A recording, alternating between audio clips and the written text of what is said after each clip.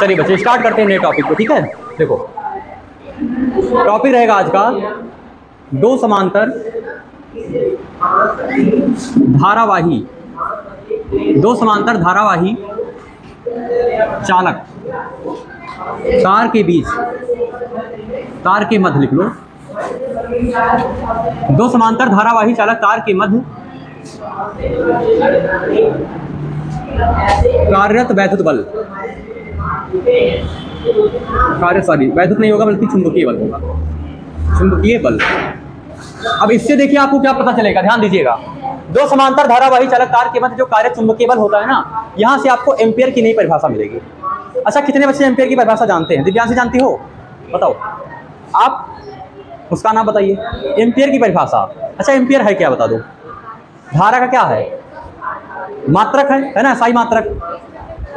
हाँ very good, एक second में प्रवाहित धारा को, हाँ देखिए बच्चे, एक सेकंड में ध्यान देना, क्या कहेंगे इसकी परिभाषा। एक एम्पियर की परिभाषा क्या होगी? यदि किसी चालक तार में एक सेकंड में प्रवाहित आवेश की मात्रा 1 कूलाम हो तो परिपथ में बहने वाली धारा 1 एम्पियर कहलाती है। समझ में आ गया चीज? मतलब 1 एम्पियर बराबर क्या होता है? 1 कूलाम बटे 1 सेकंड, क्योंकि है ना I बराबर क्या होता है? Q/T होता है।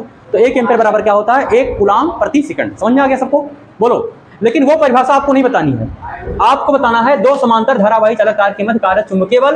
और ये जो चीज है ना, ये मोस्ट इंपॉर्टेंट एकदम आपके एग्जाम में आने वाला, मतलब मैं लिख देता हूं इसको कि 2026 में होगा, सॉरी 26 का जो यूपी बोर्ड आपका एग्जाम नहीं होगा उसमें ये क्वेश्चन 100% आएगा। 100% लिख देता हूँ आज ही। अगर एग्जाम जब हो जाएगा ना तो आप मुझसे मिलके कहना कि सर अगर नहीं आएगा तो आप बताना, तो मैं आपको सबको अलग से तरीके से पार्टी दूंगा, ठीक है, अच्छी पार्टी। अगर लेकिन अगर आ गया तो आपको पार्टी देना पड़ेगा, ठीक है बच्चे, मंजूर? ठीक, ये क्वेश्चन आएगा, 100% आएगा, चाहे 3 नंबर में आए। हाँ, हर सेट में नहीं, हम केवल आपका जो एग्जाम होगा उसमें आएगा, ऐसा मान के चलेंगे। जो आप एग्जाम दोगे, बहुत सेट बनते हैं, मतलब देवी पाटन मंडल का जो रहेगा उसमें आएगा ये क्वेश्चन, क्योंकि पिछली बार नहीं आया था। पिछली बार नहीं आया था, इसका मतलब इस बार उसकी प्रायिकता ज़्यादा है आने की, ठीक है। यहाँ पर लिखेंगे एम्पियर की परिभाषा।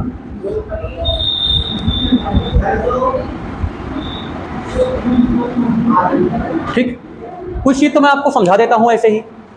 दो समांतर क्या है? धारावाही चालक तार है, इनके बीच में जो कार्यरत चुंबकीय बल है इसका आपका मान ज्ञात करना है, ठीक है। ध्यान समझिएगा।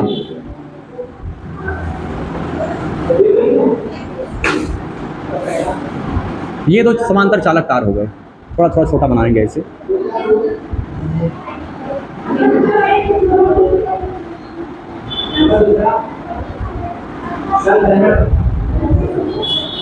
ये क्या है अभी आप समझ जाओगे।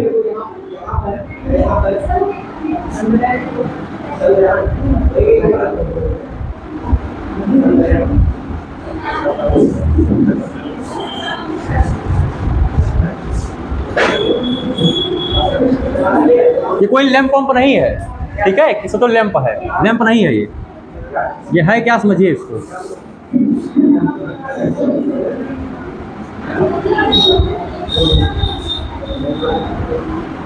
देखिए ये चालक तार ही है, ठीक है।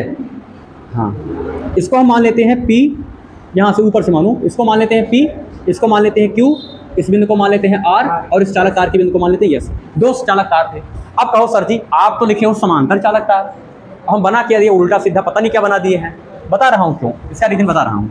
देखिए यहाँ पर ना ऐसे बनाने के बाद में इसको मान लीजिए जोड़ा गया है किसी बैटरी से, ठीक है, तो यहाँ जोड़ दीजिए इसे,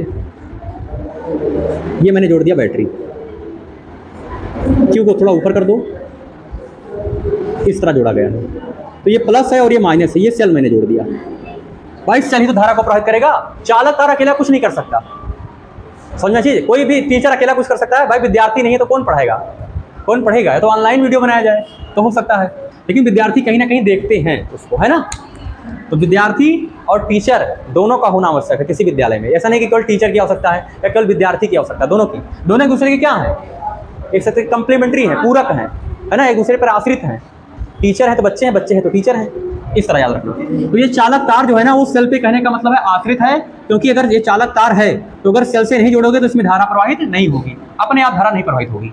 ये चीज याद रखना ना, इसको चुंबकीय क्षेत्र में रखा गया। अभी तक हम क्या बता रहे थे कि सभी चालक तार को चुंबकीय क्षेत्र में रखते थे, है ना, बाहर चुंबकीय क्षेत्र क्रॉस बनाते थे, तब वहां पर हम चुंबकीय क्षेत्र की गणना करते थे। लेकिन हमें चुंबकीय क्षेत्र नहीं ज्ञात करना, हमें क्या ज्ञात करना है, चुंबकीय बल मतलब यह हमें ज्ञात करना है। मेरी बात समझ में आ गई? अब इसको समझिए क्या कह रहा है।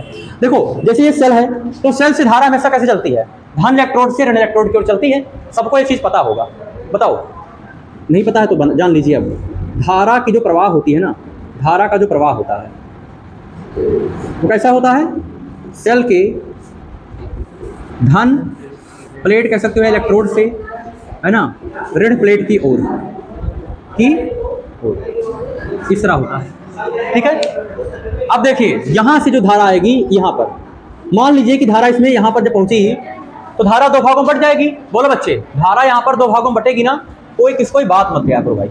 हमसे अगर पूछना है तो आप हाथ ऊपर कर दो ऐसे अच्छे तरीके से कि लगे, और आप हमसे पूछ लिया करो क्वेश्चन, समान सा तरीका है। यहां पर धारा जब आएगी, देखिए बिंदु Q पर, तो धारा कितनी हो जाएगी, I1 मान लेते हैं, और इधर धारा जा रही है कितनी, I2। तो धारा यहाँ पर I1 है, यहाँ पर I2 है। ऐसे सेम यहाँ पर धारा पहुंचेगी तो I1 पर रहेगी, और यहाँ पर धारा कितनी है, I2 है। तो एक चीज याद रखना, जब दो समांतर चालक, जब ये चालक तार यहाँ चुंबकीय क्षेत्र उत्पन्न करेगा, चुंबकीय क्षेत्र, तो बल किस पर काम करेगा, ये वाला जो है ना, ये वाला, ये इस पर क्या है, बल आरोपित कर रहा है। इस पर क्या कर रहा है, बल को आरोपित कर रहा है, लगा रहा है। ये चालक तार इस पे क्या कर रहा है, बल लगा रहा है। तो यहाँ पर लिखेंगे, ये भी मान लीजिए कि माना कौन सा तार है, RS तार में, RS तार में I2 एम्पियर की धारा, I2 एम्पियर की धारा क्या है, प्रवाहित है, प्रवाहित हो रही हो, तब ध्यान समझना, तब यहां पर हम लिखेंगे चालक तार पर, चालक तार RS पर आरोपित कौन सा बल निकालेंगे, बताओ जरा, आरोपित कौन सा बल होगा, चुंबकीय बल, चुंबकीय बल पढ़ाए हैं आप लोग को। धारावाही चालक तार पर लगने वाला चुंबकीय बल क्या होता है, बताओ, F बराबर होता है IBL sin थीटा, सबको पता है ना।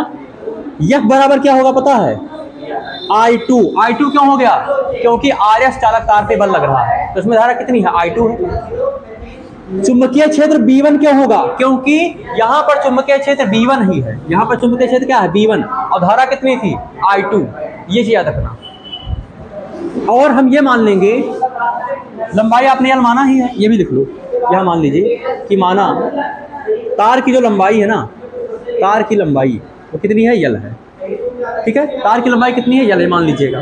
तो I2 हो जाएगा, B1 हो जाएगा, ये भी यल लंबाई का है, तो ये भी यल लंबाई का होगा चालक तार। इस चालक तार की लंबाई भी कितनी है, यल है, दोनों की समान लंबाई है, समांतर तार है, तो यहाँ हो जाएगा यल, और लास्ट में क्या हो जाएगा, साइन थीटा, ये तो वैल्यू हो जाएगी। अब मुझे आप बताओ, दोनों चालक तारों के बीच कोण कितना बन रहा है, वैसे 0 बन रहा है, बन तो रहा है 0, ठीक, लेकिन हमें निकालना क्या है, ये थीटा किसके बीच कोण होता है बताइए मुझे, B चुंबकीय क्षेत्र और धारा के बीच। तो यहाँ पर लगाएंगे हम लोग फ्लेमिंग के बाएं हाथ का नियम। फ्लेमिंग के बाएं हाथ के नियम के अकॉर्डिंग ये होता है, तर्जनी उंगली जो होता है ये चुंबकीय क्षेत्र वेक्टर B की दिशा होती है, और मध्यमा उंगली धारा के साथ। बताओ इन दोनों के बीच कोण कितना बना है, 90। तो यहाँ पर लिखेंगे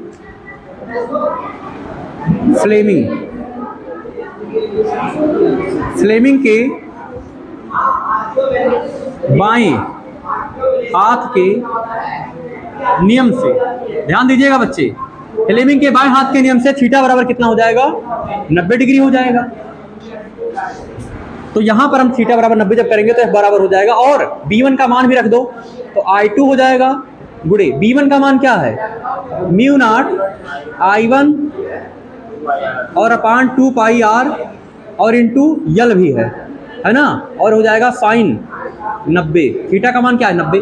बताओ साइन 90 का मान क्या होता है शुभम, 1 होता है। बहुत अच्छे, साइन 90 का मान 1 होता है ना। तो यहाँ वैल्यू क्या हो जाएगी, यल को नीचे ले आओ, F बटे क्या आ जाएगा, L बराबर, इसको सही से लिख लो, क्या हो जाएगा, म्यू नॉट I1 I2 को लाइन से लिख लो, I1 को पहले लिख लो, I2 को बाद में कर दो, और नीचे कर दो 2 पाई R। ये आ गया, ये क्या होता है, क्या हुआ,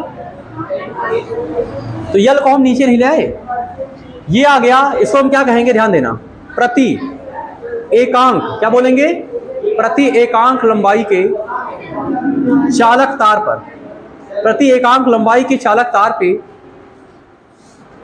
आरोपित